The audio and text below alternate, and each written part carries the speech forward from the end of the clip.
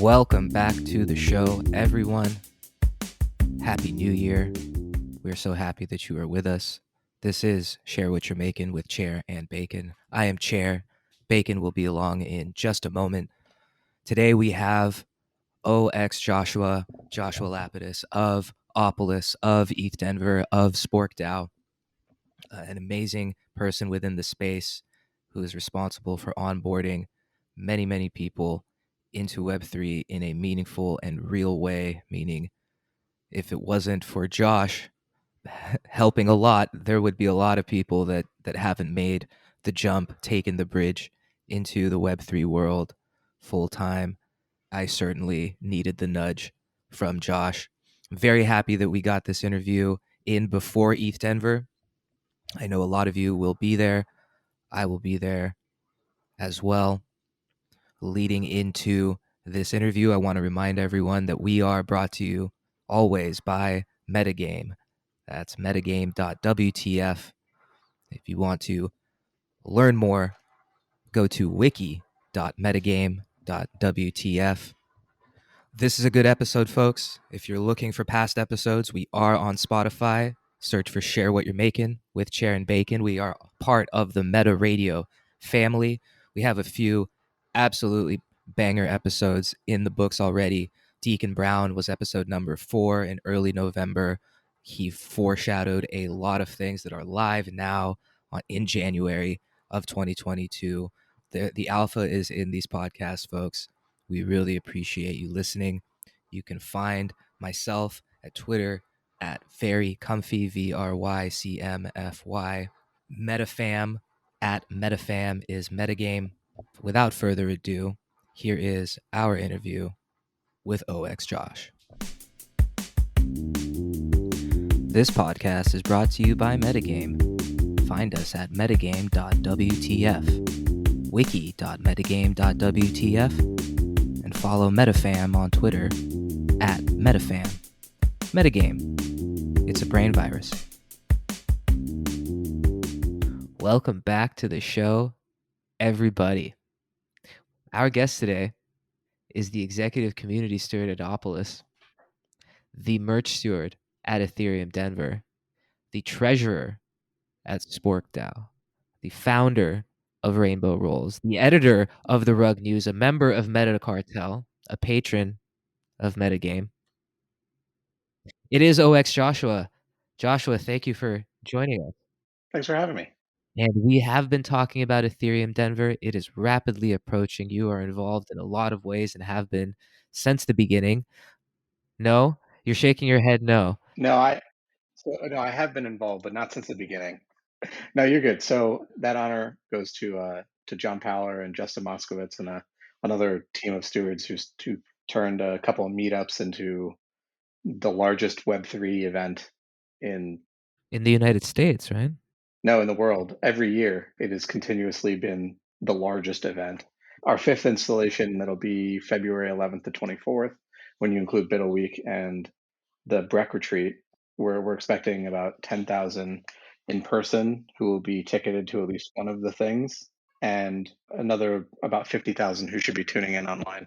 Impressive. I can attest to how big it is, though, because ETH Denver was the first conference I knew about, even before I was in Web3, like back when I was just like a lowly just fanboy of Ethereum and used to just like get random Google news articles about it. The one that kept popping up was like, oh, ETH Denver, what's going on in ETH Denver, blah, blah, blah, blah. It'd pop up every year, and I was like, oh, that's cool. Nice. Yeah, it was the first event for a lot of folks who came to the space. It wasn't my first, it was actually my second. My first was DevCon 5 in Osaka. I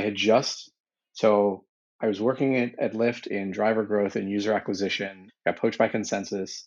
I got sick, and literally like my first week on the job in like my first full-time Web3 job, I was sick and they put me on a plane to Osaka, and I got to meet some incredible people. I remember I spent like 15 minutes at the Aave booth talking to Stanny, not at all knowing who this guy was or would become. It's just this regular guy just working his booth trying to explain DeFi before DeFi was a thing. Yeah, I mean, I assume at that time nobody was anybody yet, right? Like it was probably before everybody was somebody. There were a few people. So like Vitalik's always been Vitalik, and like Roger. It was really interesting. Roger Ver was like one of the like headline speakers, and he's not at all in the Ethereum community. But he lives in Japan, so it fit. And so I left Consensus in February of 2020. Went to ETHDenver to find another job, and I was volunteered as the registration, and then with Mara, who's the other merch steward. I volunteered for her merch table, and I was like, hey, I need to get Cobra or find another job in the space. And she's like, you should talk to Opolis, which was her day job. And, the rest is history. I ended up with Opolis. John Paller gave me this amazing opportunity to make referrals to earn work before work even existed. And to be clear there, you mean work the token, not work the working? Yeah, no, the working existed, thousands of years. Yeah. Yes, no, the work token didn't exist at the time. I was like, hey, I'm used to like working for referrals and just getting like, what's that word? Commissions? Yeah, that's it. Commissions. Yeah, let's edit that one out. I was used to working for commissions and was like, hey, can I get a commission to like refer for Opolis? And he's like, I mean, you could, but it's free. So there's not really anything to earn in commission because we were doing these 12-month free promos. And still, even when you factor in like the 1% that people pay as part of their paychecks now, that goes just to operating the cooperative. There's not money that's profit that's really a commission to take. He's like, but you could earn equity and maybe future a token if we have one. I was like, hell yeah, sign me up. I was just very fortunate to like PPP loans came through, and he's like, hey, do you want to do this full time? And so then I joined Opolis full time thanks to that government program in the middle of COVID. Nice. So before when our original recording, before we had the audio issues, we started by you were talking about Spork DAO, how that came out with ETH Denver, and then a little bit of how Opolis factored into that. But since you've just talked a lot about Opolis, do you want to switch the script this time and lead in with Opolis and then kind of split over into Spork DAO and ETH Denver? Yeah, we'll tease the like just to get people through what could be perceived as the boring stuff. That some very exciting ETH Denver stuff is going to be coming later in the. Yeah, we can start with Opolis. The alpha drop will be at the end. Yeah. So this is the part where you want to scroll ahead to the. I'm just kidding. No, do not scroll ahead because this is crucial stuff. So what Joshua's about to walk us through is like the way that you bridge the gap between like traditional meat space world and the new Web3 world, right? Because since all of our government and legal systems and stuff are all still firmly entrenched and have not adapted to Web3 at all, Joshua here is about to explain to us how to bridge that gap. Yeah. So just starting from like the beginning, and this is how I introduced it to everybody. Opolis is a member-owned digital employment cooperative that enables independent workers, freelancers, creatives, etc., anybody who's working for 1099 income to be able to process that pre-tax income through our cooperative and access our benefits, health, dental, vision, 401k, and all of your tax withholding. So Social Security, Medicare, workers' comp, unemployment insurance, all this fun stuff. And then you get pay stubs twice a month from the cooperative, and you'll get a W-2 from it in January. So you can take that W-2 and go get underwritten for a mortgage or a car loan or even a lease. Like if you're changing apartments and you fill out that lease application and it's like, yeah, I work for Magic Internet Money for this thing called a DAO. Someone's gonna be like, get the F out of here. I'm not renting to you. You're very high risk. Or you can just show them pay stubs from the cooperative and it's like, yeah, I'm a software developer for a cooperative. Bob's your uncle. Yeah, nice. It's impressive. I remember the first time I heard about this, I was very impressed. And if I recall correctly, I said at the time, I was like, so wait, all I have to do is join Opolis and I'm good? And you just looked at me straight face and just went, well, you still have to have an income stream. And I was like, well, yes. But I mean, other than that, like Opolis just takes care of everything for you, pretty much. Pretty much, yeah. We try to make it set it and forget it. The key like value prop of it is that it is very much set it and forget it. So you don't have to think about the things like taxes and your paycheck and compliance. You can just focus on doing what you do best, which is what you are paid to do, and not all of this other crap, which kind of makes my job a little difficult because my job is to build community. And so if the value prop is set it and forget it, like nobody wants to sit around a campfire and like talk about their payroll provider. So I have a little bit of an uphill battle in trying to like build community around this concept, but we're making some headway. That's fun. Yeah. I mean, I've heard great things because I had heard murmurings about it from before I met you. And then I remember when I first met you, I think Penguin introduced me to you. He's like, oh, this is the Opolis guy. This guy you need to talk to. I was like, oh, this is good. Yeah, Penguin's a member. Yeah. He was one of our earlier members too. I am also a member. Yes, shares also one of our earlier I members. might have recruited someone, at least one person on board. It's easier if I had known about Opolis, I probably would have moved into the space. The sooner I would have known about it. You were kind of 1 foot in, 1 foot out of your like Web 2 job at the time, right? Yeah, and I straddled it for a while, longer than I needed to, because of apprehension about all of the things. Being married, having a family changes things. So, and it's like uh, it's been 5 years now, but You know what's funny? You know what's the funniest thing about that? It doesn't change anything. People just, I guess, their spouses are more down to earth and smarter about how insurance works. Like I would have had the exact same headset mindset as you. So like you're not wrong. It's just that I talk to people constantly who are like, yeah, now I've got a family, I have to think about insurance. It's like, no, you needed to think about insurance before also.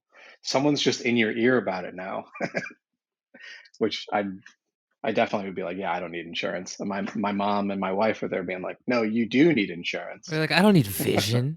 No, but yeah, yeah. No, vision insurance is basically a scam. Yes. No, so like our vision insurance is fine. I'm saying vision insurance in general is a scam because it doesn't actually cover like yeah, okay, you'll get like $100 off frames if you have to get new frames in that year, but it's yeah, same thing with dental. It's like for some reason they've decided that your teeth are not part of your body and it requires a separate insurance and that they're only going to cover $1,000 or $2,000 a year and everything else you are it's like this is part of my body. Yeah. I agree with everything you said, but they really get you on the hook though, because I used to always have vision insurance because I always had to buy glasses and contacts and everything. But I recently got laser eye surgery, and so I don't need any of that anymore. And like it came time to renew my insurance, and it was like, "Do you want to renew your vision?" And like I hovered over the yes button for so long, but like I couldn't bring myself to click no, right? Like I was like, okay, I guess let's click yes because I could not like mentally I couldn't part with the idea of having that vision insurance. I also had LASIK and I'm pretty sure I also opted into our vision insurance. But I think it's because I got the family plan because my wife has glasses and our son likes to grab her glasses. So he actually almost stabbed her in the face with a fork yesterday, literally yesterday. And she's like, "Yeah, Theo scratched my glasses." I was like, "What do you mean?" He's like, "He was waving a fork around and got me." And I was like, "There's a big scratch." I was like, "Well, if you didn't have those glasses, like you'd only have one eye now." So vision insurance, yeah, we're gonna take those to Costco and she'll get some new frames for free. Was part of you proud as a Spork DAO member? Say the the utility. That my son's primary use, yes, he primarily uses a spork. Almost all of his, but he knows the difference and won't use it for cereal. He needs a big boy spoon for the cereal. But yeah, his favorite tool is a spork, and I am very proud of that as a spork debt treasurer. The child has distinction. The I'm looking here and I'm just gonna run down a list of things that we covered that we have lost to the internet gods.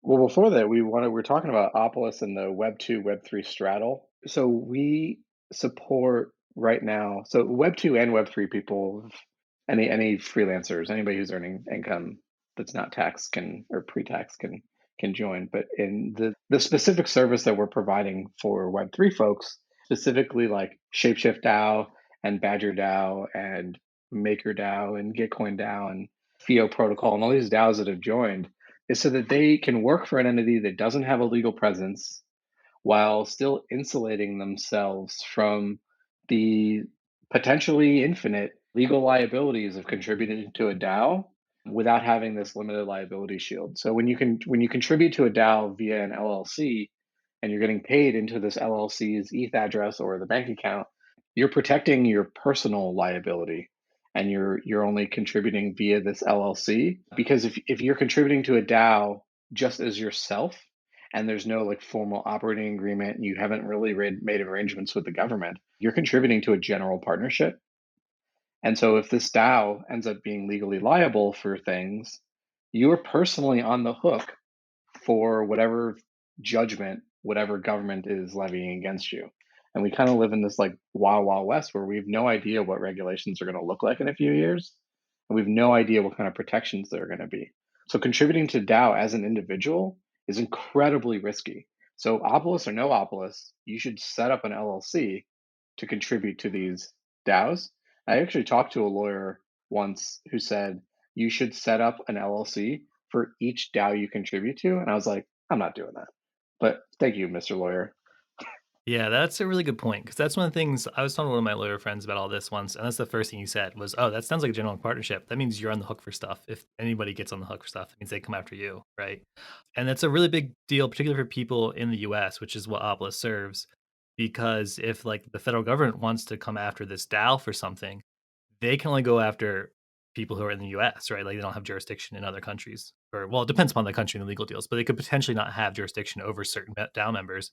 So they're just going to go after the ones they can get, which are the ones in the US. So like for example, metagame, like I know like our founder and a bunch of members from like Croatia, and like I'm one of the few members in the United States. It's like if the federal government wanted to go after metagame, they'd probably just end up coming after me, which is kind of scary. And that's why I really need to set up an LLC and I haven't yet. Or are you on the metagame? Like, is there a multi-sig? Is it a Moloch DAO? I'm not on the multi-sig, fortunately, but I am on the Champions Ring. Probably not coming Okay, after you. well that's good. Yeah, I don't know if the government's going to consider Champions Ring to be any sort of. It's really the people who own the keys to the contracts, That's true. not whatever we call a Discord role. That's a good point. Yeah, I read an interesting thing about multi-sigs a couple weeks ago, but it didn't. I don't want to parrot it here. Yeah, being on a multi-sig is potentially the same problem. Well, you have us on the hook now. You got to give us at least a little taste of whatever this was, this article or whatever. Basically, it's saying the same thing as a DAO, that like if you join a multi-sig, you're basically signing on for all the liabilities of that multi-sig. Any income that comes into the multi-sig is theoretically your income. Oh, so for tax purposes, interesting. Yeah, but I don't know if that's. Yeah, that's why I didn't want to talk about it, because I'm not an accountant or a lawyer. So No, it makes sense. We won't hold you to it, but it's an interesting thought though that could potentially. it was a tweet I read. It's not mine. Yeah, it's interesting. It's interesting though. It's a good point. Is that the IRS could potentially see that? I mean, I think it really just comes down to like how much money does that play, how pissed off the federal government is with you, and how savvy the legal team is, I guess. Yeah, a lot of people think of they're like, oh, they're not thinking about me. The IRS is going to go after the big fish. And it's like, yes, that is partially true, but also these big fish have white shoe lawyers, and it's very expensive. So also they're probably going to go after these like very open and shut cases where, you weren't using a VPN. It's very clearly your ETH address. You very clearly have this income that went into your Coinbase, and it's like, yeah, you got to pay your taxes. You can't just pretend like I'm out in the ether and you decide what you think is taxable. Eventually, the shoe is going to drop and you will be held liable.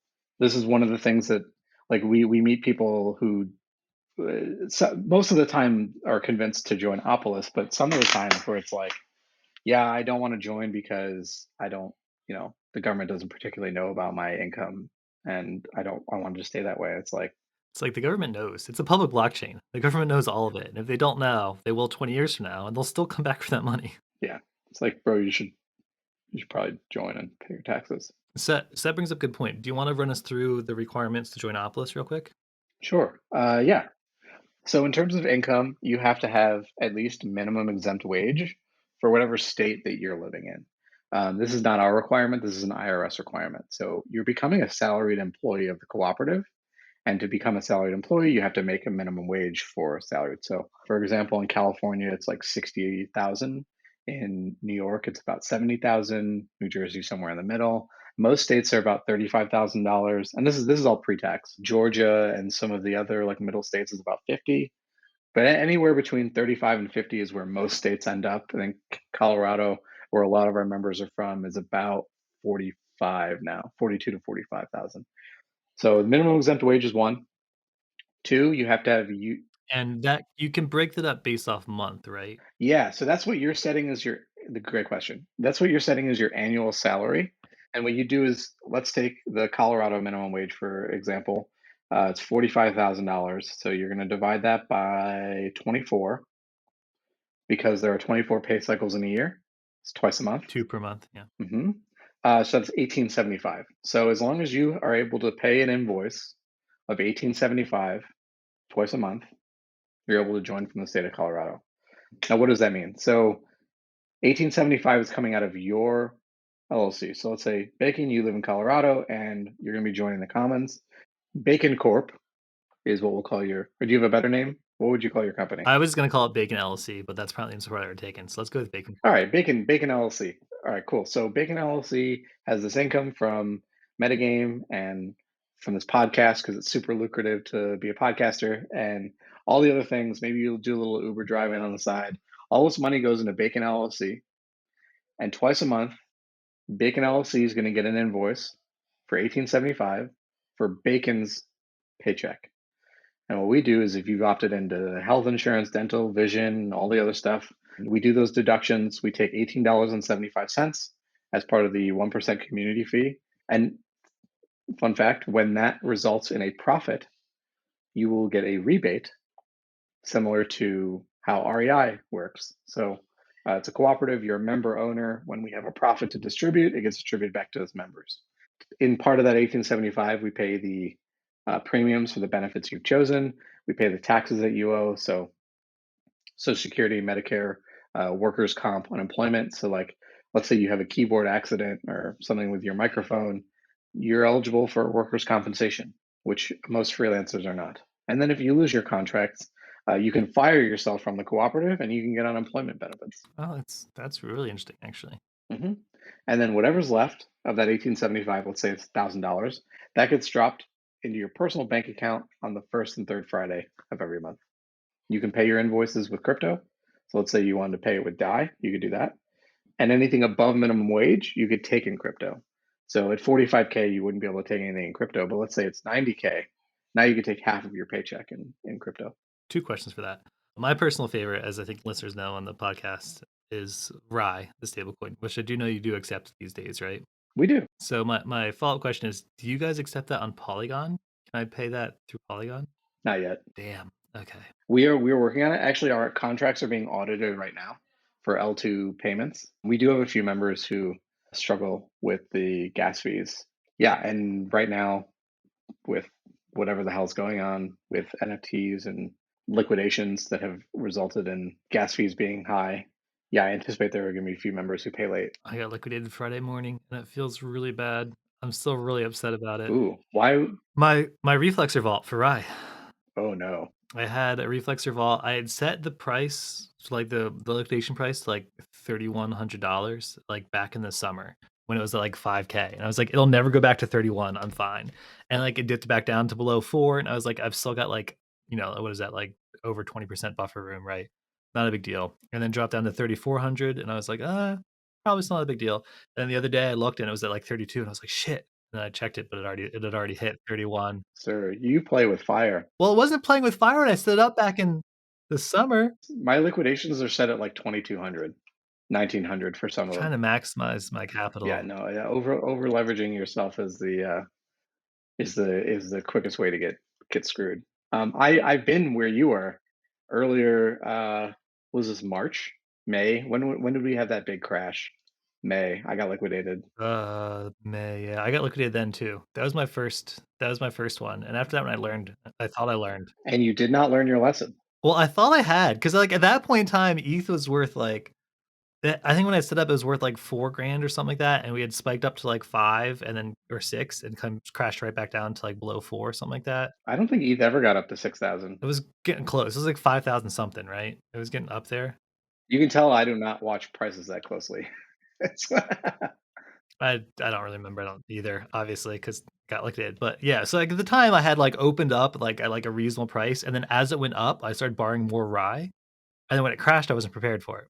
So this time I was like, okay, I'll just set it to a super low price. As it goes up, I won't keep borrowing more Rye, right? I'll just leave it where it is and just get safer. And it didn't work. Sir, the all-time high for Ethereum was 48.78. Really? It never. I looked it I up. could have sworn it broke $5,000 back in May or June or whatever. Not ETH. Are you thinking about other stuff? No, I guess I'm just wrong. Feels bad. That happens. Yeah. Well, it's a good thing that it didn't get that high because you would have moved your liquidations to like 42, I 4,300. would have. That liquidation was smaller though, and it didn't burn as bad. I only lost like, I don't know, not as much that time. Sure looks like he's feeling deep pain. I know. I really like. I mean, I didn't get liquidated, but just even the thought of like, because of all the degen stuff, I've stayed away from spots where I can get liquidated in any way for my own health, and but I do feel the pain. The cool thing now actually is Reflexer has a system called a Savior, where you can recollateralize your safe with an LP position so that you can't get liquidated. They just sell off your LP position instead, and then you get it back to like your wallet. But you have to pay a fee when you do that, and it's a $2,000 fee when that happens. So if you would get liquidated, instead it just kind of sells off your LP position. Um, but then you also have to pay $2,000. That's not so the LP being the ETH LP. Yeah. So basically, yeah, it was the only thing. I think it's the only thing supported for a while. So that's a good For way a to like while. Yeah. incentivize you to continue to borrow Mhm. Rye and then put it into the Yep. LP so that you're able to participate in the Yep. is it farming of Yeah. The Reflexer. liquidity And farming. Yeah. Yep. That's exactly how it was set up. that actually doesn't sound that bad. A $2,000 haircut rather than a 13% haircut, depending on how much money you're dealing with, that's a significantly better deal. Well, that was the thing. Is I felt like I wasn't dealing with quite enough money to make it worth it to set that up. Because I was like, if I have to, because I only had what did I have? I had like 12 or $15,000 worth of collateral, and I was like, that's not quite enough. I feel like it was like I feel like that 2K fee is still a little high for me, but then I just lost it all anyway. So you know, set up your saviors and reflexer people. That's the moral of the story here. Yeah, and you cannot pay your invoices in Rye yet. Nobody's tried to do that because it's a stable coin that's not fixed to the dollar. So like SendWire has a little bit of a funkiness with it, but you can take your paycheck in Rye, which I do take some of my paycheck in Rye. So you can't pay out your invoices, like you can't pay out your crypto earnings in Rye. You will be able to. Okay. You will be able to. Nobody does it right now, but if somebody came to us and was like, "I want to do this," we'd set it up for them. Once that seed price goes back up and I can make profits from metagame enough to hit minimum wage, I'm joining Opolis and I'm paying out in Rye. So you can mark that in your calendar whenever seed price goes back up. Looking forward to it.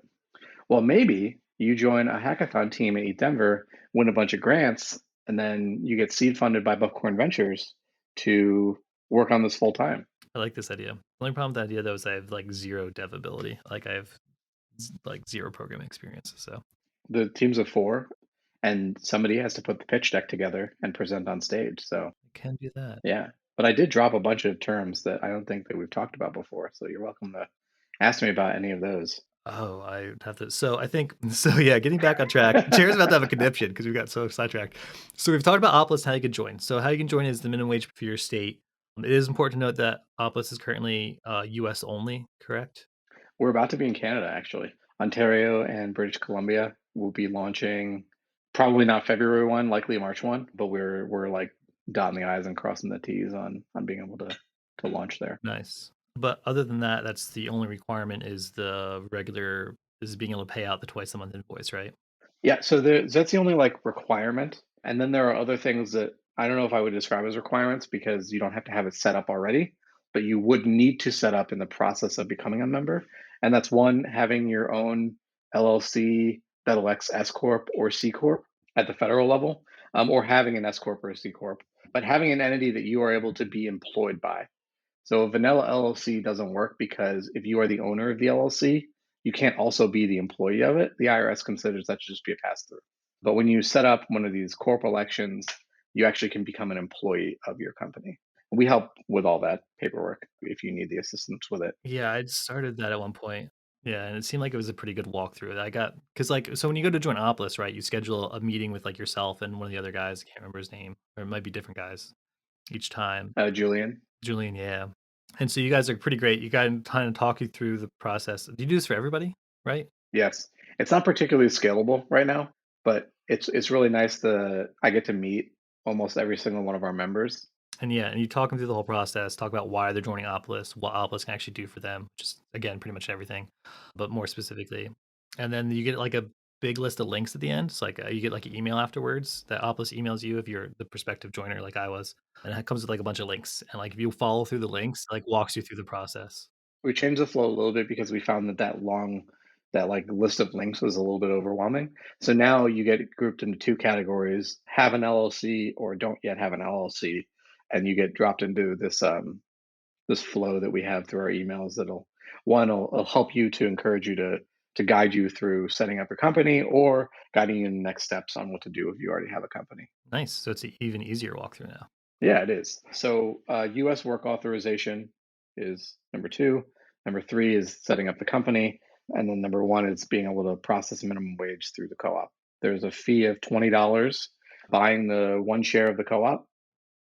That's yours. It's one time. You don't have to, it's not recurring.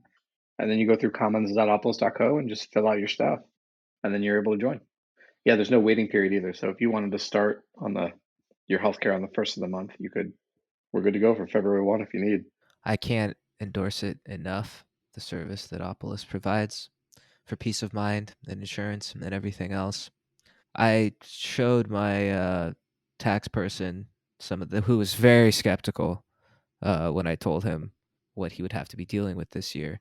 But when he saw the stubs and everything, he's like, "Oh, this is great. My life is easy."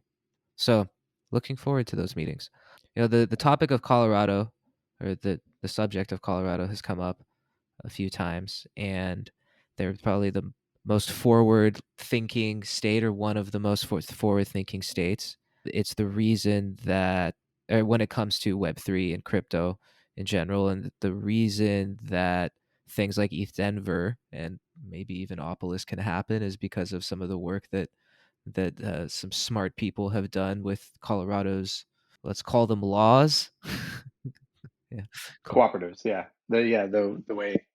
Yes, I know. On the previous one, I'd shout out to our brilliant attorney Yev Mushnick and the firm she's with, Jason Weiner. They've done some groundbreaking work in Colorado cooperative law and really framing it as this legal entity for DAOs. It's like a cooperative is a DAO with a legal wrapper.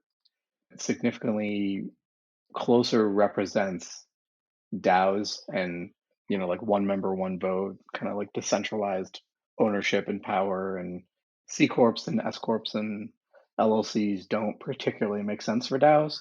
And this is going to be relatively controversial in some minor circles, but the Wyoming law was not really a win. There's a Wyoming LLC law people point to as like, hey, look, DAOs are able to have legal status, and it's kind of, it's not as big as a win as it's a PR campaign for Wyoming, essentially, is what it is. Sorry, Tyler. What's the major shortcoming of it? What it does is the Wyoming law, one of the great things about it is it allows you to take a smart contract and put that as the address that can be on file for the company. So the LLC can be, like, the owner can be a smart contract. So it does make it so that a smart contract can have a legal presence. But what it does is it takes a DAO and shoves it into an LLC hole. And so it doesn't really represent. Like the collective nature? Yeah. And unless your DAO is set up as a Moloch where the DAO has power over the smart contract, you're really just kind of empowering a multisig or whoever the individual owner is. And so you're not really fixing the single point of failure or the trust issues in DAOs. You're kind of pigeonholing them.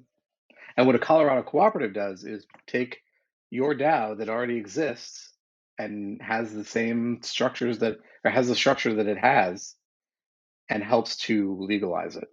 And that's what we're working on, some legislation in Colorado, but the existing legislation already is better than Wyoming's. And so we've proved this with the first two as a proof of concept. So Opolis Inc. is a Delaware corp that provides service to the Employment Commons LCA, which is the Colorado cooperative that members join, and Spork DAO, which is ETHDenver's parent DAO, that is a Colorado LCA. And so you become a member of Spork DAO by attending ETHDenver through this concept called patronage. So by patronizing the cooperative, you become a member and increase your patronage, which is the Spork token. Nice. So why don't you tell us about well, first off, since you mentioned Spork token, I just want to go back and make sure to cover all dot our I's and cross our T's from Opolis that there's the work token. And that's, you get a portion of that, I think, with each payout. Is that still a thing? Yeah. So the work token is incredibly complicated. We made it super difficult for people. Every time Opolis reaches a payroll growth metric, which was $50,000 in volume increase per pay cycle, from February, it'll be 10% increases. So as the cooperative grows by 10% in payroll volume, 5 million work are minted. 30% go to the employee members who run their payroll. So that's chair, myself, and about 250 other members. 30% go to the referrer of that. So, for example, I think you mentioned earlier Penguin. I think he may have put Metagame or Metafactory as one of his referral sources. Those treasuries earn work in the same quantity that he's earning work. I think shares might be Raid Guild. So Raid Guild's earning work. 20% go into a staking contract where you only members have access to. 10% go to the Opolis treasury and 10% goes to the Employment Commons treasury. These distributions happen after each epoch. So we actually reached another epoch. We crossed our 13th epoch on the December 17th payroll. And I guess this is technically alpha because, well, when this airs, it won't be anymore. But we actually crossed a few epochs. I can't say how many on January 7th when we ran payroll on Friday, because we ran a little under $850,000 in payroll, I think, which is a jump in a couple of epochs. So somewhere between 5 and 20 million work will be minted and then distributed to the members. And here's the part where I feel bad that I haven't joined Opolis yet because I'm too poor.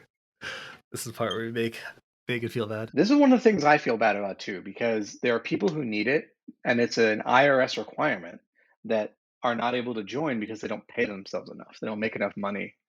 And so like we fit into the same problem that Obamacare had, which as our founder John likes to call the Unaffordable Care Act, because it really didn't solve problems for people who were in the middle, like somewhere between Medicare and being able to afford a reasonable plan, where there's this like middle class that's been like dying, who are stuck between the benefits that the government offer and being able to afford these things at a reasonable rate. And that's why this tax credit existed.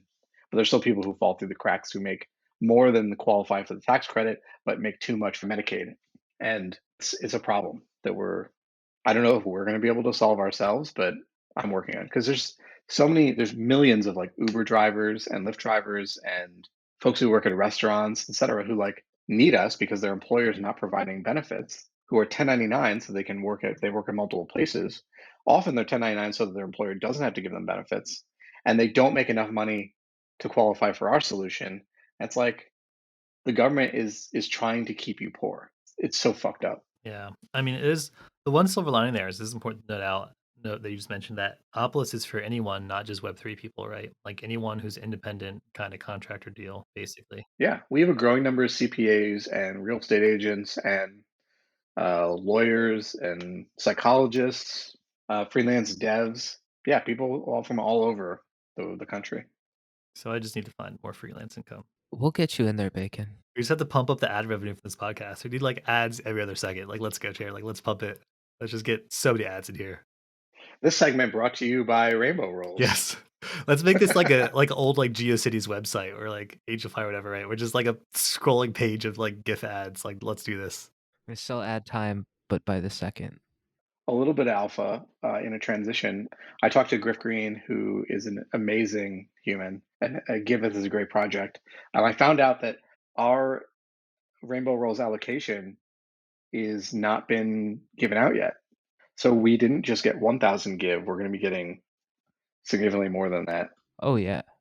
Yeah, I didn't realize that. And also, anybody who minted a Rainbow Roll is going to be getting a small allocation individually too. So I minted 3, I think. nice. So you're going to get some give. I don't know if that'll put you over minimum wage, but it might get you close.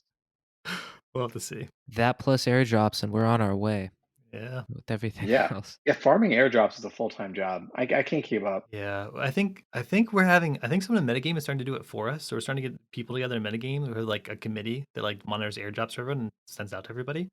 So there you go. There's your hot alpha. Join metagame, get airdrops. It certainly helps. I'm in metagame. Where do I get my alpha? Do I have to contribute to a pool or something? No, it's something we just started doing. Somebody posted it in the Discord somewhere. There's a DeFi channel. Yeah, is that where it is? Is it in the DeFi channel on Nice. the I'm Discord? a patron of metagame, but I haven't paid attention as much as I should. Sorry, Pete. I've been trying to. I feel like this podcast is a long list of me apologizing to people for things. Nah, it's all good. I imagine ETHDenver is a great time to have everyone in the same room to onboard them onto Opolis. But the Biddle Week is what I'm looking forward to the most, being in the same room with so many enthusiasts It will be my first ETH Denver. What are you looking forward to the most? Is it really? It will be because of one thing or the other. This is the first one I'll be attending in person and vivo. Nice. Yeah, so this will be our fifth installation. The fourth one was online or virtual. We had the Gamer Jibe Sports Castle. I can't remember how many people. I think it was like 35,000 individual attendees between there and the Twitch stream. We're expecting about 50,000 virtual and 10,000 in person at this one to kind of bring this together with Spork DAO that I mentioned earlier. So Spork DAO is the parent DAO of ETHDenver. We did this big retro drop of Spork, and this is the like red banner. If you are listening to this, please claim your Spork. You have until I think it's March 1st. So we gave people until after ETHDenver because people aren't paying attention to stuff. But if you're not paying attention to ETHDenver while ETHDenver is happening, I can't help you. I'm not gonna make it. But we did a drop for 2018, 2019, 2020, and 2021. The first three are done. 2021, I'm still working through some things. Metafactory swag that got misplaced, and some auctions that weren't finalized, and so the 2021 like merch stuff is still being calculated. But moving forward, it'll be very easy. I'm the Spork treasurer now, and we have these different buckets, and some of them are easier to calculate than others. Like if you attend the event, the Spork that's allocated for attending the event is divided by the number of attendees who check in, and so that's very easy to calculate. But if you attended 2018, 19, 20, or 21, and you didn't claim your Spork, March 1st will probably be your last day to do that before those Spork. I think it's like 20 million something that's still unclaimed that will go back into like a discretionary fund. And some of the things we do with that is we're probably going to incentivize meetups that happen outside of February. The holders of the BufficornBuidl Brigade PFP got a drop on Thanksgiving. So I don't know if you guys minted Bufficorns, then you would have gotten some of that Spork. Did you get your Spork? I'm gonna check. I should have. It's on Matic. So yeah, you I bet I did. I minted myself a beautiful buff. nice. And it's by rarity. So if you had a top 500 rarity, you got 5280, 5,280 Spork, which is double the amount that you would have gotten for attending one, which is kind of cool. And then everyone else got 2,000 Spork. So we gave away a giant chunk of, I think it was like 6 million Spork to Buffcorn holders. Can we start a Spork economy at ETH Denver only, like Burning Man? We are. There is a Spork economy. This is like pre-alpha Ooh. because it's not a thing that exists. It is an idea that I've started to put to paper with Isaac, Whiskey Pioneers. IZKP. Yeah. So the Buffcorns were, I don't think we talked about it in this segment, so I'm going to say it again, dreamed up by the magnificent imagination of John Paller. None of this stuff would exist without him. And put into reality by the great Sergio Ordonez, his Instagram will be in the link, the show notes. Yeah, he's a very incredibly talented artist who's been with ETHDenver since the beginning. I think since the beginning. Where we put these, I don't have the stats memorized, but 400 different traits or something, 420 something. Would have been great if we had done 420. That would have been great for the meme. But like backgrounds and eyes and mouths and clothing, and they came out really good. So we had a very talented team that included Isaac and Bill Warren and Vengist, and we used Austin Griffith's like scaffoldy in the back end, and our new community steward Derek has done a great job, and then Justin, one of the co-founders of ETHDenver, and this team put together this great project. The Buffcorns are going to have immense utility, and we're actually we're not yet working on a gamification for the Bufficorns. I don't want to get into what it is because I'm pretty sure it's a new NFT primitive. So once I have the white paper out, you can invite me back to talk about it. Definitely will. But I'm going to tease it that sort of very exciting things that will be happening with the Bufficorns and Spork. So if you don't have at least a Bufficorn and some Spork, Guess I'm gonna have to buy a Bufficorn. The Spork is on Polygon, and Bufficorns people can mint where? mainnet, BufficornBuidlBrigade.com. They are still minting. There's like 3,800 out of 10,000 that are minted so far. We anticipate those being minted out before the end of ETHDenver. Okay, I'll have to jump on that then. As will all of our listeners. My favorite part of the sign-up process for ETH Denver was having to identify the Bufficorn, and a few of my friends needed help with that, which I think was the intention of the form. Was it like a CAPTCHA or something? What are we talking here? It was essentially a CAPTCHA that included the Bufficorn that you had to identify to get to the next part. Oh, the Buffigway. Yes. So the symbol of this year, this is the year of the Buffigway, which is in a little floating carrier that resembles. Those with rich imaginations might identify it from a popular streaming series. If you have a rich imagination, Yeah. that is maybe space opera, a space opera themed / Western kind of style, maybe streaming series. Might be some inspiration into this. Yeah. And we actually have a really cool shirt of the Buffigway. Like there's a scene from one of the first two episodes of that streaming service or streaming show where a large rhinoceros looking thing with multiple horns attacks this character, and so we have replicated this scene with the Buffigway floating up a Moloch, because Moloch is our big eagle that we try to conquer. And That would be the god of child sacrifice. Well, yes, the god of child sacrifice, but more specifically of coordination failure. We're gonna have to do a whole thing on Moloch sometime, Chair, because I like to talk about Moloch for another reason. Did I explain Molochs yet? yeah, there are a few people who are better to bring in than me to talk about Moloch.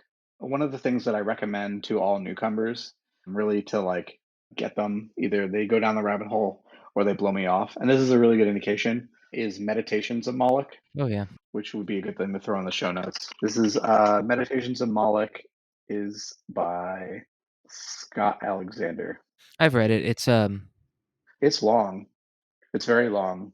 It's a good read, and it does get to the core of a lot of the things that we're doing here. A lot of it's extraneous and not necessary, but it's nonetheless a good read. And usually people will like come back and they'll give me like thoughts about it and we'll talk about it, or I'll never see them again. And it's a it's a good like people they'll like come up to you and be like, "Man, why didn't you tell me about Shiba?" And it's like, "You should read Meditations on Moloch and then get back to me." Like I was never going to tell you about Shiba. That's not a thing that like ugh. So it's a good litmus test, is what you're saying. It's like you send that article out. It's a good litmus test for people and how involved they'll get in the space. Is that Not a great one. If like someone's already showing interest, I send them to the rabbit hole, rabbithole.gg. That's a great site for onboarding people. If they're a developer, I'll send them to either the metagame or the raid guild or the DAO house like Discord servers as like a here, meet some people, go to the tavern, say hello, and I'm new, and you should send everyone to metagame? Actually, I think is what you started doing. Just everybody to just go. I do. I will send them to all three of those because I'm a proponent of Moloch and metacartel ecosystem DAOs. This podcast is brought to you by Metagame. Visit us at metagame.wtf, wiki.metagame.wtf, and follow us on Twitter at MetaFam. Metagame. Only if you stay up late at night.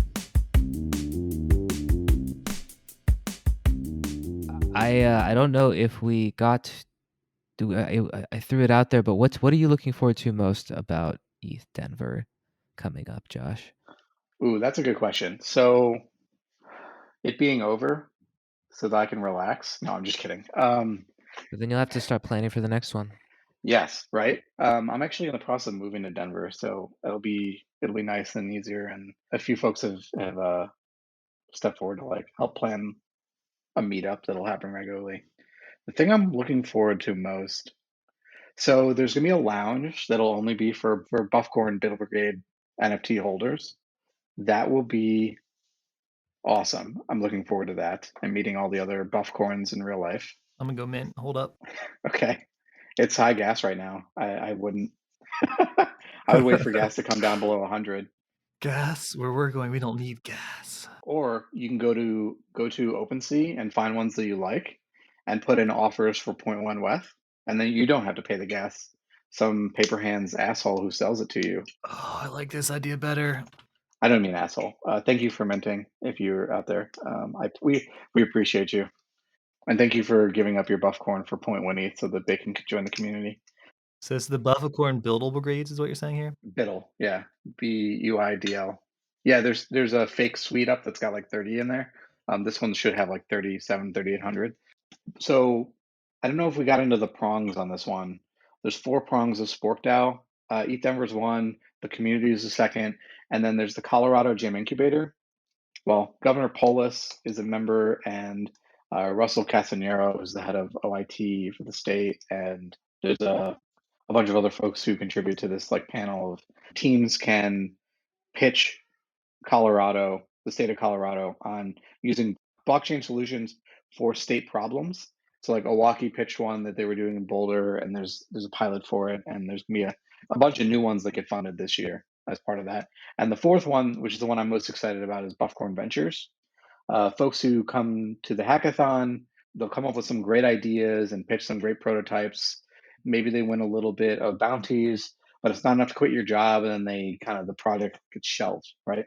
What Buffcorn Ventures is going to do is take funds from the community and from LPs and anyone who's kicking in this DAO, and they're going to get first shot at funding some of these projects up to $500,000 per each project to give them 6 months to a year worth of runway so that they can leave their Web2 job, so they can leave whatever they're doing to work on this passion project that they've built at this hackathon. And so we hope to, one, capture value for Spork DAO by being invested in these group projects, but also to help build the ecosystem so that many more projects can come out of ETHDenver. So two of the most, well, I'll say the 3 most famous projects to come out of ETHDenver. Do you guys know them? No, go for it. So one I would say is POAP. That's by far the most famous Proof of attendance. What's the last P for? protocol. They're moving away from proof of attendance protocol into, I don't remember what they're trying to make it more user friendly, but huge fan of Patricio. He's a big friend of ETHDenver, and we love experimenting with them each year. Real quick. So for listeners unfamiliar, POAP or Proof of Attendance Protocol, which I guess they're getting rid of the name, is a system for minting NFTs for people who attend your event. And so anyone who has an NFT, it's proof that they attended that event, right? Because you only get that NFT at that event, usually via a QR code that's physically displayed at said event. Yeah, or a link into your email. They've got a really cool app now that has improved some of the delivery systems. But yeah, there's a geo stamp and a timestamp that you can limit to make sure that only people who attended the event are able to get it. Yeah, which is really neat. And a great use of NFTs is like a proof that you attended this event, which is cool. Mostly it's for like cool like souvenirs from the event, right? It's like a cool souvenir NFT. Like people used to keep their old ticket stubs. It's like a stamp. It's like a digital stamp that sits in your wallet that that bookmarks a place and time. And sometimes there's great art, sometimes not so much, but most of the time it's a great opportunity for an artist to put some to put their work out there, and an NFT that's free and very often not resold. We've seen some secondary markets for these like Adidas ones, and there's some interesting people buying and selling POAPs. Feels weird to me, but I guess that's where we're headed in the future. Yeah, it is weird. But like it could have value because you could try like airdrops to and stuff, right? Like you'd be like, oh, anyone who came to this event, I want to airdrop to them. And you can always go back. You could do that 30 years later, right? But if I was ever to do that, I would send it to the mint address, not the current holder. Because there's always going to be the person who minted the NFT. And so the POAP minter is the more valuable one than buying one. Buying one, you're just signaling to people that you got it. Number 2 is 1inch. 1inch is this billion-dollar company that came out of ETHDenver. And while we love their continued sponsorship of ETHDenver, none of that value that goes through the protocol was captured through ETHDenver. Not saying it should, but in the future, it will, because these teams that are going to come up are going to be seeded by Buffcorn Ventures, and so the community will be able to capture some of this value. And in capturing some of, one second, you want to say hello? Okay, you can say hello. And in capturing this value through Buffcorn Ventures for the Spork DAO community, we're able to take that money. Yes, we're able to take that money and put it right back into the community to fund more projects, to do a bigger event or do more things at the next one. ETHDenver has always been and probably will always be free for attendees. And this is another way to help make that happen so that eventually maybe we don't need to rely on sponsors to fund the event. We're just able to fund it through this value capture. Or that ends up being dividends so that anybody who's holding or staking Spork is able to share in some of that revenue that's coming back to the event. You want to say hello? You want to say hello? We're on a podcast. We're sharing what we're making with Chair and Bacon. Up and down. Say hi, Chair. Hi, Bacon. Hi, Chair. Hi, Bacon. See? I think the real boss has come into the room and is starting to dictate how things are gonna go. This is an expert move to send the kid into the office as well. I think I'm reading some minds here. Josh, very, very excited to see you in person again soon, to be in Denver for ETH Denver, to see all the people that we didn't get to, a lot of things that we can get to for next time. Did we get to all the things? Oh, we definitely didn't. We covered Opolis. We did. We talked about ETHDenver a little bit and about the new Bufficorn Ventures project. We didn't talk much about Spork DAO, but they're basically just the DAO that owns ETHDenver now, right? So at ETH Denver, actually, there is a event that I'm throwing on Wednesday night, the 16th, that I would love to promo for Matt West, who is he's one of the Yearn strategists. So he's a DeFi dev who is running for Congress in Oregon. We'll be throwing a fundraiser for him at the Myris Gallery on the 16th. This is the night before Shelling Point, which that'll also be an amazing event.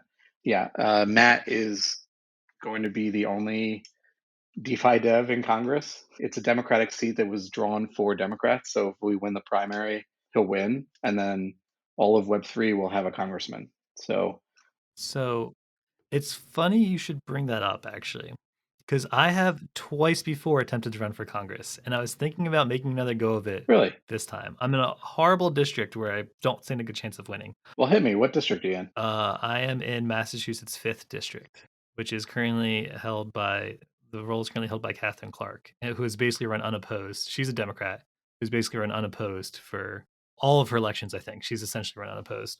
The only time she ran opposed was when some weird Trump guy like won the Republican primary by default and ran against her and got like 2% of the vote or less. But so basically unopposed. I'm not as familiar with this part of Massachusetts. In a former life, I worked in Democratic politics for about 10 years, mostly competing or campaigning against establishment Democrats, so fighting the party. But I actually was a GOTV team captain for Elizabeth Warren in Western Mass in her Oh. in 2012 in Worcester, which is just west of where your district is. Yeah, I was a card carrying Warren Democrat until last year when she started saying all these really dumb things about DeFi and crypto. I think it's her advisors who are pushing her in the wrong direction. I like to give her the benefit of that doubt, but I'm no longer a Warren Democrat. I turned off my only claim to fame Liz Warren story is almost ran over her once in a shopping center. I was coming out of a parking garage and like there was like a gap and like there was this crowd that was like constantly walking in front and like there was a gap in the crowd, and so I kind of like shot the gap. And you almost ran her over. Well, there was this big crowd that was coming, and so like but like there was a gap, and so like I shot at the gap and like got real quick out front of this big crowd that was about to cross in front of this parking garage. And my girlfriend at the time was sitting in the passenger seat. She's like, "That's Elizabeth Warren." I'm like, "No, it wasn't." I looked back and I was like, "Shit, that's Elizabeth Warren." So that was fun. But yeah, that's my only claim to fame, Elizabeth Warren story. What's my best Senate story? I walked in on Al Franken in a stall once. Really? This is at the 2012 convention. Yeah, and we're in the bathroom, and like for some reason the convention center had these really long stalls where like it was long, and so you couldn't really see that somebody was in a stall until you walked into the stall. Right? These are urinals. So you kind of like turn the corner. You turn the corner into the urinal, and you're like, "Oh, this urinal is occupied." And so I walk into it, and Al Franken turns around and goes, "Occupado." Yeah, Nice. he's a funny guy. Yeah, he was doing this like tap dance sounding thing. He was like reaching, his foot was reaching under the stall and it was like tapping, and I was tapping back. All of a sudden, I don't know. Next thing I knew, I was at an airport in Minnesota and things were getting really weird. Oh man. My memories get crossed up.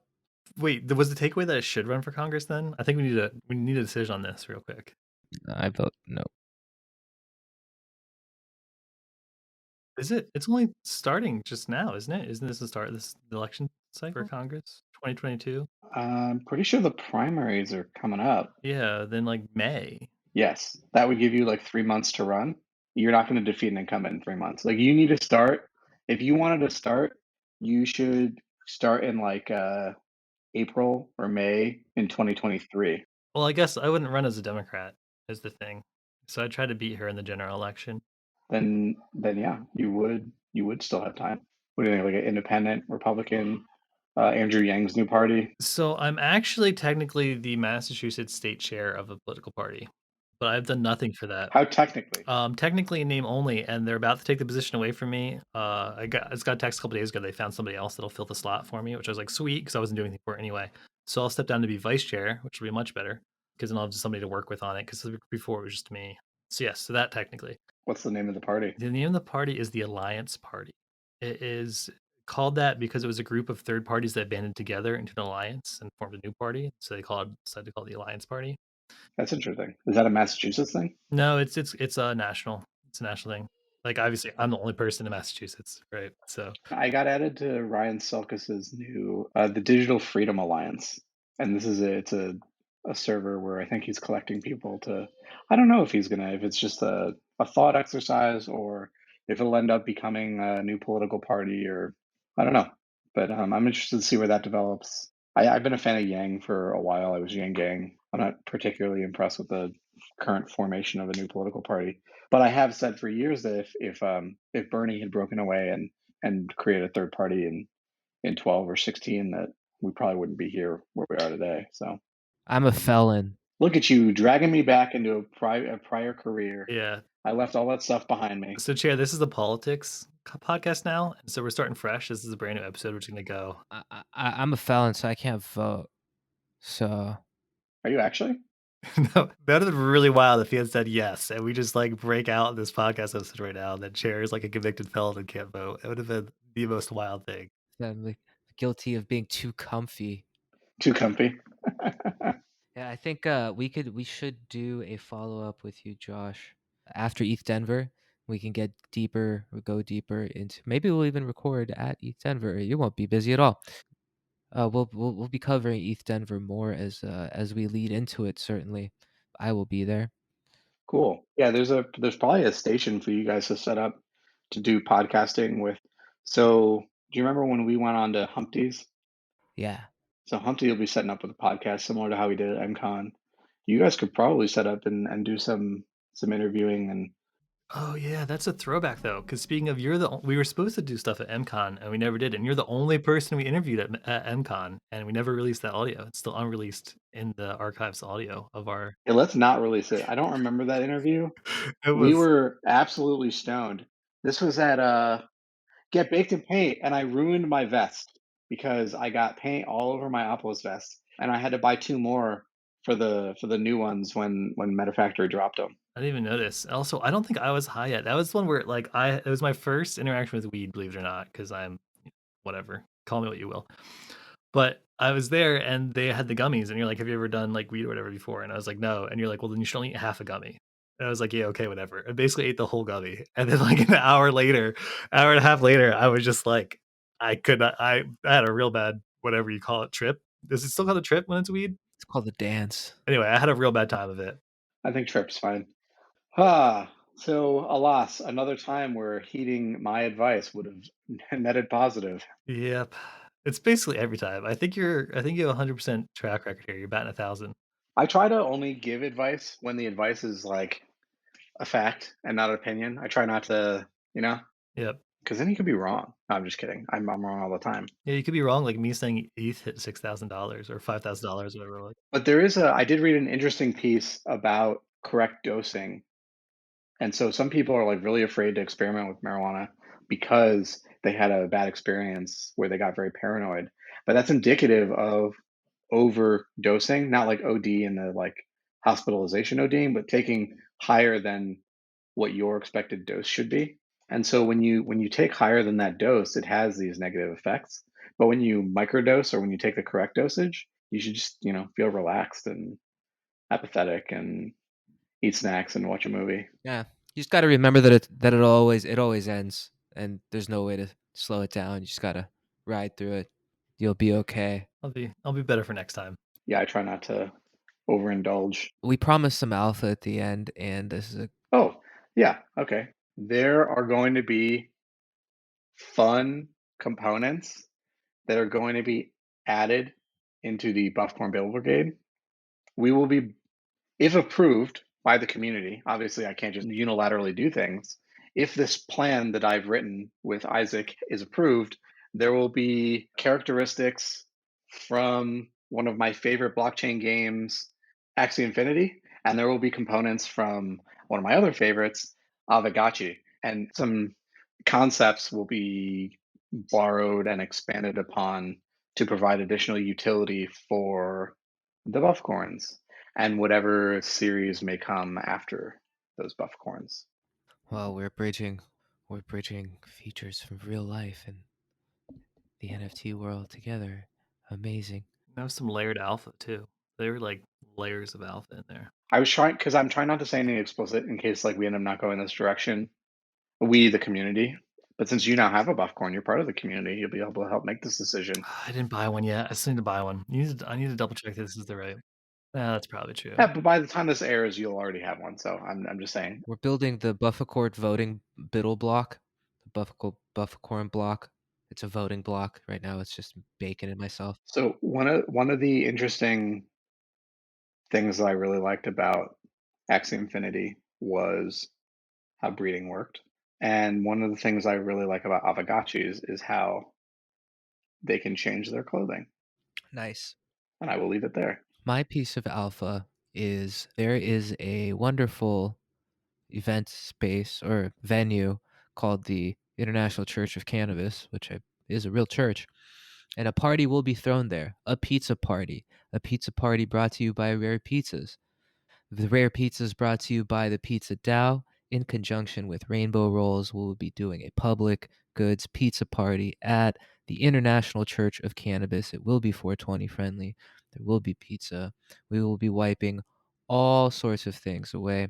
This has not been publicly dropped yet. So if you made it all the way to now, you are the first to know. Are we doing anything special for folks who mint new ones? Oh, that's almost too much alpha. Oh, then don't answer the question, sir. We are rapidly approaching a specific number, at which point, when that number, that token has been minted in the Rainbow Rose collection, a countdown timer will start, and there will be 7 days of a frenzy of minting before you can't anymore. So that is a super alpha, but this is Rainbow Rolls, sir. NFTP, non-fungible toilet paper. Rainbow Rolls. I'm really excited for what V2 for Rainbow Rolls might look like. I know it's way too early for us to start talking about that, but I think I'm actually Deflationary. they've got to be deflationary. If they're not deflationary, what even were we doing here? we're taking deflationary actions. That's for I sure. hate you guys so much. I forgot about this. Because when we originally had scheduled you, Josh, to be on the podcast, it was all going to be all about NFTP. It was right when the peak, and I was like, "This is going to be miserable for me. This entire episode is going to be absolute misery for me." Yeah, well, Chair's a lot better at the puns than I am. Unfortunately, he's the one I'm stuck with too. That's the problem. Whoa, stuck with? I think he's stuck with you, sir. Stuck like teepee on the bottom of his shoe. He's trying to walk out of the bathroom. Ooh. Sometimes he doesn't even know I'm there. Actually, when we went to go air that first one, I hadn't sold any Rainbow Rolls, hadn't sold any Bufficorns or the rug. I had sold 0 NFTs at that point. And now I'm coming up on a couple hundred ETH worth and almost 5,000 NFTs put together.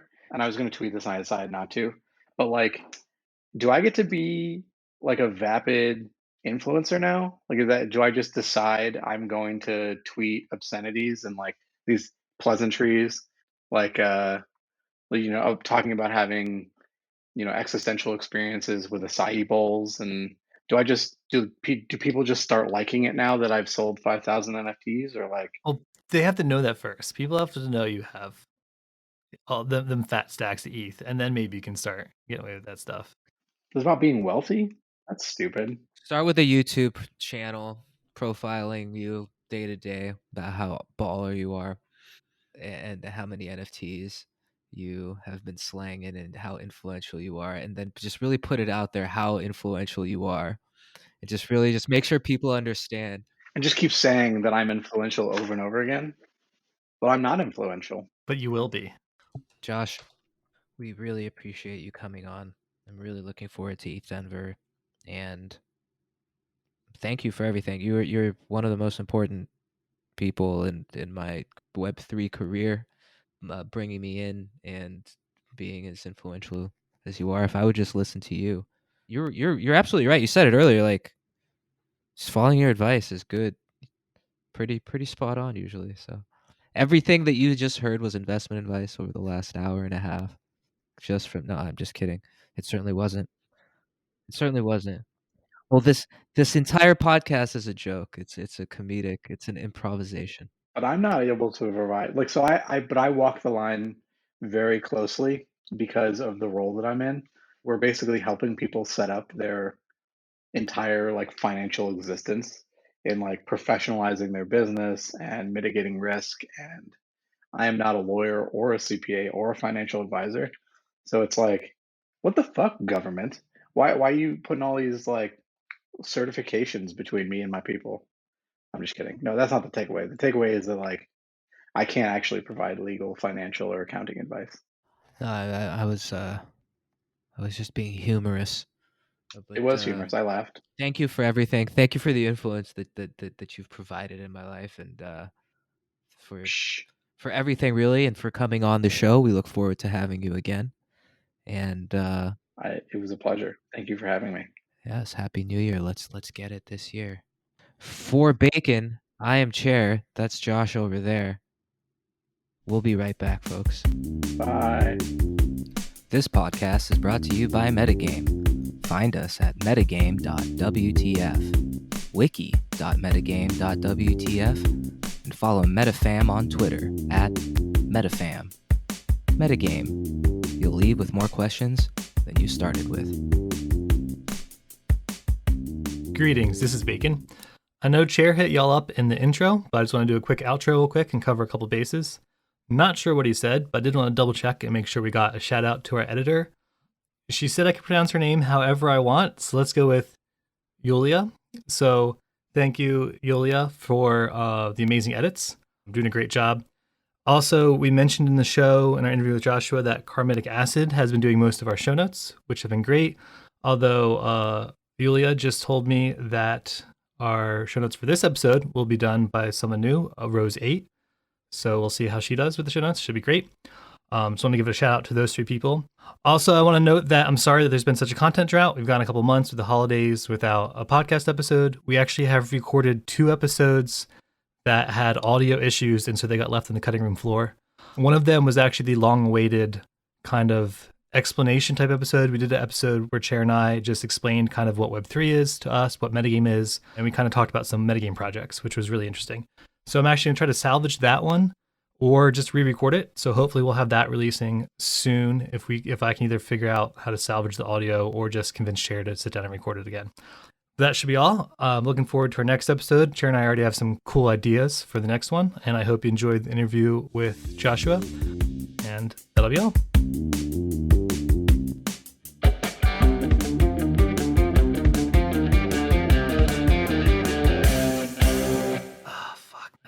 I just blanked. The god of coordination failure. Fuck. Why did it take so long? The god well, yes, the god of child sacrifice, but more specifically of coordination failure. I've adopted calling it Mulak. I wonder if there's like a brand of like milk that we'd sell called like Mulak. Oh man. Buy this milk. What's this Mulak. mascot? Oh, it's this demon you sacrifice children to. Can we get like a dairy farmer in Colorado to get on board, and we'll. I'm really excited for the Tears of Malik. That's the beer, right? Or the whiskey?